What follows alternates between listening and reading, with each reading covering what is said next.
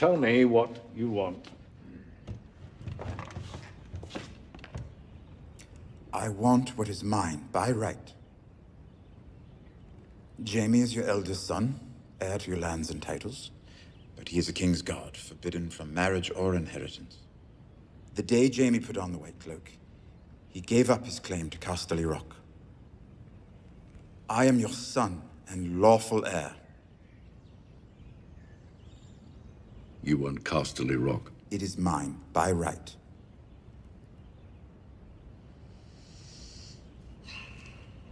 We'll find you accommodations more suited to your name, and as a reward for your accomplishments during the Battle of Blackwater Bay. And when the time is right, you'll be given a position fit for your talents, so that you can serve your family and protect our legacy. And if you serve faithfully, you will be rewarded with a suitable wife. And I would let myself be consumed by maggots before mocking the family name and making you heir to Casterly Rock. Why? Why? You ask that? You who killed your mother to come into the world? You are an ill-made, spiteful little creature, full of envy, lust, and low cunning. Men's laws give you the right to bear my name and display my colors, since I cannot prove that you are not mine. And to teach me humility, the gods have condemned me to watch you waddle about, wearing that proud lion that was my father's sigil and his father's before him. But neither gods nor men will ever compel me to let you turn Casterly Rock into your whorehouse. Go now. Speak no more of your rights to Casterly Rock. Go.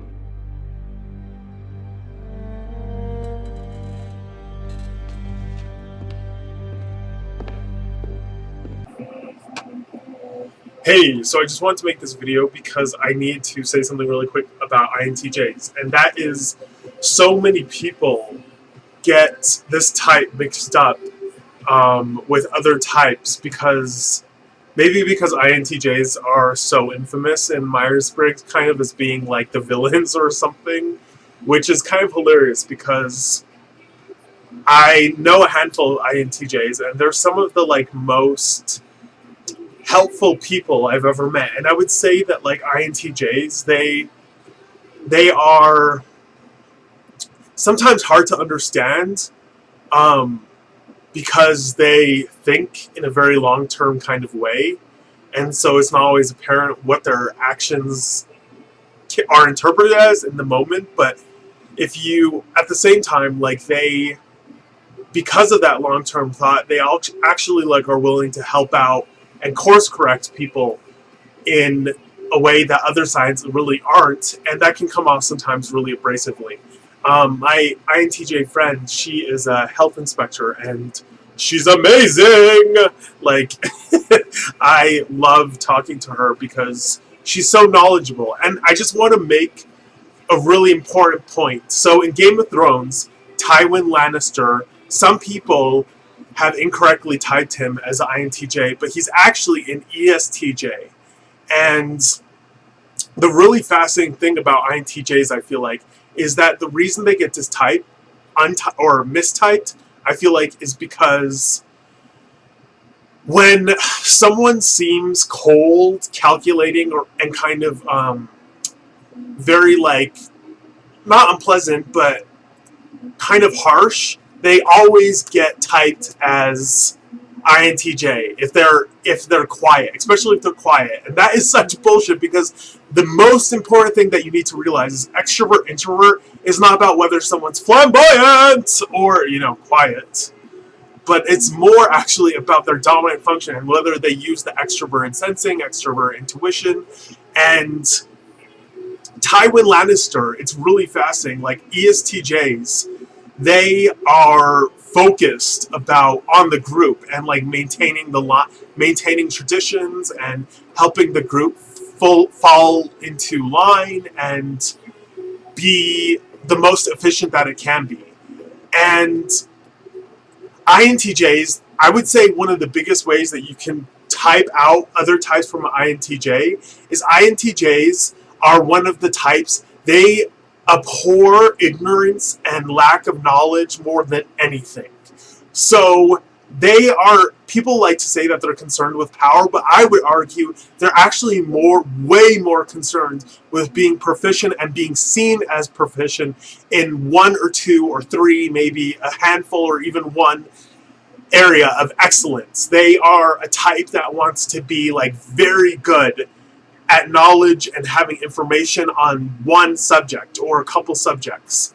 And ESTJs, on the other hand, are much more about managing people.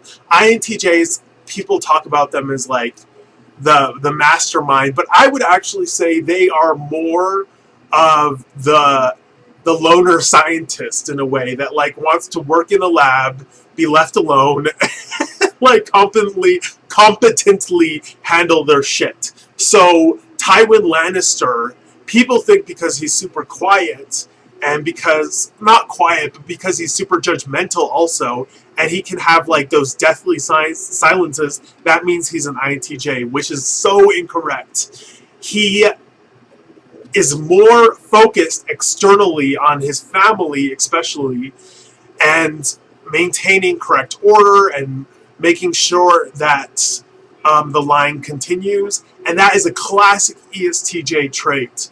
Having your eye on the ball in the future, but being much more socially conscious of the unit. And when INTJs can lose their temper like any other type, of course, but if you look at Tywin Lannister, and when he just like, sometimes he's very like sardonic and usually and very dry, but he will like raise his voice and assert himself, especially with Cersei and Tyrion, in a way that INTJs isn't very common for INTJs to do.